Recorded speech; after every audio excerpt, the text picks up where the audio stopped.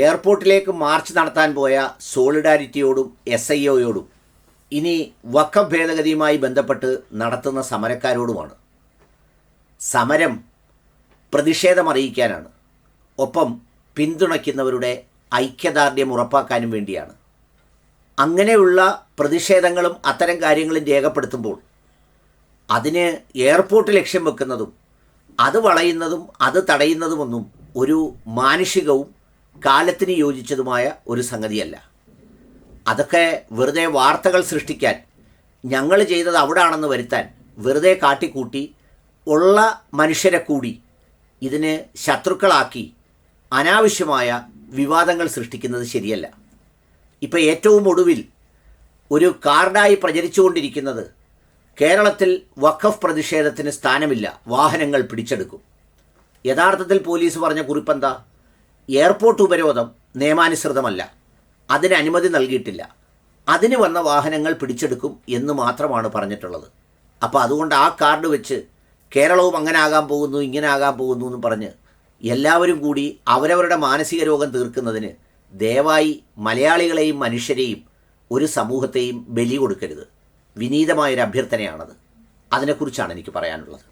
വഖഫ് ഭേദഗതി നിയമം പാസ്സായി, ചട്ടമായി, അത് കോടതിയിൽ ചോദ്യം ചെയ്യുന്നു. ഈ പറയുന്ന എല്ലാ മനുഷ്യർക്കും അറിയാം അത് ചെയ്തതിൻ്റെ ഉദ്ദേശം എന്താണെന്നുള്ളത്. അത് ഇന്ത്യയിലെ എല്ലാ പ്രതിപക്ഷ പാർട്ടികളും തിരിച്ചറിഞ്ഞു. ഏറ്റവും ഒടുവിൽ കേൾക്കുന്ന വാർത്ത, നാഷണലിസ്റ്റ് പീപ്പിൾസ് പാർട്ടി എന്ന് പറയുന്ന NDA മുന്നണിയുടെ ഘടകകക്ഷി തന്നെ സുപ്രീം കോടതിയിൽ പോകാൻ പോകുന്നു. അതായത് പിന്തുണച്ചവർ തന്നെ സുപ്രീം കോടതിയിൽ പോകുന്നു. പിന്നെ കണ്ണടച്ച് പിന്തുണയ്ക്കണം എന്ന് പറഞ്ഞ ക്രൈസ്തവ സമുദായത്തിലെ ആ നിലപാടിനെതിരെ അതിലുള്ളവർ തന്നെ അത് ശരിയായതല്ല എന്ന് പറഞ്ഞ് രംഗത്ത് വരുന്നു. ഇന്ത്യയിലെ പ്രതിപക്ഷ നിരയിലുള്ള രാഷ്ട്രീയ പാർട്ടികൾ, കോൺഗ്രസും അതോടൊപ്പം തന്നെ DMKയും പിന്നെ RJDയും കേരളത്തിലെ CPMഉം അടക്കമുള്ളവർ പാർലമെൻറ്റിൽ ഇതിനെ എതിർത്ത് സംസാരിച്ചു. പല ഘട്ടങ്ങളിലും കൊമ്പ് കോർത്തു. അതൊക്കെ തുടർന്നുകൊണ്ടിരിക്കുന്നു. പൊതുസമൂഹത്തിലെ ഒരുപാട് മനുഷ്യർക്കും ഇതെല്ലാം നന്നായി അറിയാം. അപ്പം ചോദിക്കും, കുറച്ചു പേർ ഇതിനു വേണ്ടി അനുകൂലമായി പിന്തുണയ്ക്കുന്നതോ എന്ന്. അതിന് അവരുടേതായ കാരണങ്ങൾ എന്താണെന്നും എല്ലാവർക്കും അറിയാം. ഈ സാഹചര്യത്തിലാണ് കോടതിയിൽ നിൽക്കുന്ന ഒരു കേസിൻ്റെ പ്രതിഷേധവുമായി രംഗത്തിറങ്ങുന്നത്. പ്രതിഷേധവുമായി രംഗത്തിറങ്ങുമ്പോൾ നിങ്ങൾക്ക് പ്രതിഷേധിക്കാൻ ഒരുപാട് അവസരങ്ങളുണ്ട്, സാഹചര്യങ്ങളുണ്ട്. അതൊക്കെ ചെയ്യുമ്പോൾ നിങ്ങൾ പ്രതിഷേധിക്കാൻ പോകുന്നത് കൊണ്ട് നിങ്ങളോട് ജനങ്ങൾ ഐക്യദാർഢ്യപ്പെടുമോ, നിങ്ങളെ പിന്തുണയ്ക്കുന്നവർക്ക് ആവേശം വരുമോ, അതോ അവർക്ക് അരോചകമാവുമോ, പൊതുസമൂഹത്തിന് ബുദ്ധിമുട്ടാവുമോ, പ്രയാസപ്പെടുത്തുമോ എന്നുള്ളത് വളരെ കൃത്യമായി ശ്രദ്ധിക്കേണ്ടതാണ്. അതിനപ്പുറം തങ്ങൾ മിടുക്കരും കേമന്മാരുമാണെന്ന് വരുത്താൻ വേണ്ടി അതിൻ്റെ എല്ലാം നടുവിലേക്ക് ചെന്ന് അനാവശ്യമായ വിഷയങ്ങളും പ്രശ്നങ്ങളും പ്രയാസങ്ങളും ഉണ്ടാക്കുന്ന ഒരു തരത്തിലേക്ക് പോയി ദയവായി ആരും ലേബലും ബാനറും വ്യാജ വാർത്തകളും സൃഷ്ടിക്കരുത്. നിങ്ങൾക്ക് രാജ്ഭവൻ മാർച്ച് നടത്താം, ആരൊക്കെയോ നടത്തുന്നുണ്ട്. ദക്ഷിണ കേരള ജമിയത്തുൽ ഉലമ ഏതോ ദിവസം രാജ്ഭവൻ മാർച്ച് നടത്തുന്നു എന്ന് വാർത്ത കണ്ടു. ഇന്ത്യൻ യൂണിയൻ മുസ്ലിം ലീഗ് പ്രതിഷേധ സംഗമം നടത്തുന്നു, മഹാസംഗമം എന്ന പേരിൽ ഒരു മൈതാനിയിൽ നടത്തുന്നു. അതുപോലെ നിങ്ങൾക്കും ഓഡിറ്റോറിയത്തിലോ ഹാളിലോ രാജ്ഭവനിലേക്കോ ഒക്കെ നടത്താം. എയർപോർട്ട് ഒരു സവിശേഷമായ പ്രൊട്ടക്റ്റ് ചെയ്യപ്പെടുന്ന മേഖലയാണ്. ആ സ്ഥലത്തേക്ക് വളരെ പൊടുന്നനെ തീരുമാനിച്ച് നിങ്ങൾ ആൾക്കൂട്ടവുമായി ചെന്ന് അവിടെ വരാനും പോകുന്നവരെയും ബുദ്ധിമുട്ടിലാക്കുന്നത് കൊണ്ട് എന്ത് സുഖവും സന്തോഷവും നേട്ടവുമാണുള്ളത്? അതൊക്കെ നമ്മൾ കുറച്ച് വമ്പന്മാരാണെന്ന് കാണിക്കാൻ വേണ്ടി അവിടേക്ക് പൊയ്ക്കളയാം എന്ന് പറയുമ്പോൾ ഇതൊക്കെ ചെയ്യാൻ കഴിയുന്ന ഒരു സാഹചര്യം കേരളത്തിലുള്ളതുകൊണ്ടാണ്.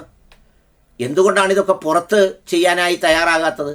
ഇങ്ങനെയൊക്കെ ചെയ്ത് കേരളത്തിലെ സമൂഹത്തെ വീണ്ടും ഭിന്നിപ്പിച്ച് ഐക്യദാർഢ്യപ്പെടുന്നവരെ കൂടി ശത്രുക്കളാക്കി നിശബ്ദരായി കൂടുന്നിരിക്കുന്നവരെ കൂടി സംസാരിപ്പിച്ച് ദയവായി കായം കലക്കരുത്.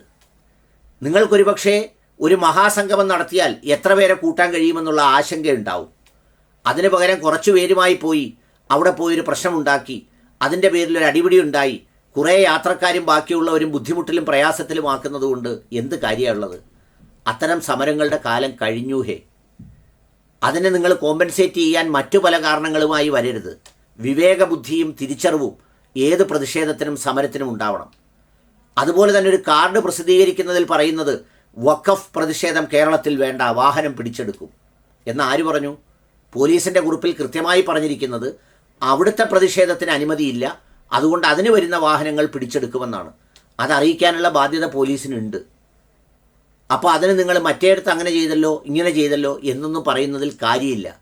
കാര്യങ്ങളെ ശരിയായി മനസ്സിലാക്കി പ്രതിഷേധങ്ങളും പ്രതികരണങ്ങളുമൊക്കെ പൊതുസമൂഹത്തെ ബുദ്ധിമുട്ടിലാക്കുന്ന തരത്തിലേക്ക് പോകാതിരിക്കാൻ പ്രത്യേകം ശ്രദ്ധിക്കണം. ഒപ്പം നിങ്ങൾക്ക് പിന്തുണ തരുന്ന ഈ മതേതര കക്ഷികളെ കൂടി പ്രതിരോധത്തിലാക്കി അവരെ കൂടി ശത്രുക്കളാക്കുന്ന ഒരു നിലപാടിലേക്ക് ദയവായി പോകരുത്. വിവേകവും തിരിച്ചറിവുമുള്ളവർ ഉപദേശിക്കാൻ തയ്യാറാകണം. ഇത്തരം ചില കാര്യങ്ങൾ ഈ സമുദായത്തിൽപ്പെട്ടവർ പല ഘട്ടങ്ങളിലും ചെയ്തിട്ടുണ്ട്. ഞാനത് എണ്ണി പറയുന്നില്ല. അതൊന്നും ഗുണപരമല്ല, അതൊന്നും ശരിയായതുമല്ല. അതിനെയൊന്നും സമൂഹവും സമുദായവും പിന്തുണയ്ക്കുകയും അരുത്. പ്രതിഷേധിക്കണം, പ്രതികരിക്കണം. കാലമറിഞ്ഞും ശരികൾ മനസ്സിലാക്കിയും സമൂഹത്തിന് ദോഷമുണ്ടാകാതെയും അനാവശ്യമായ ആളുകളെ ബുദ്ധിമുട്ടിക്കാതെയും അനാവശ്യമായ ആളുകളെ ശത്രുക്കളാക്കാതെയും അങ്ങനെയാണ് വേണ്ടത്.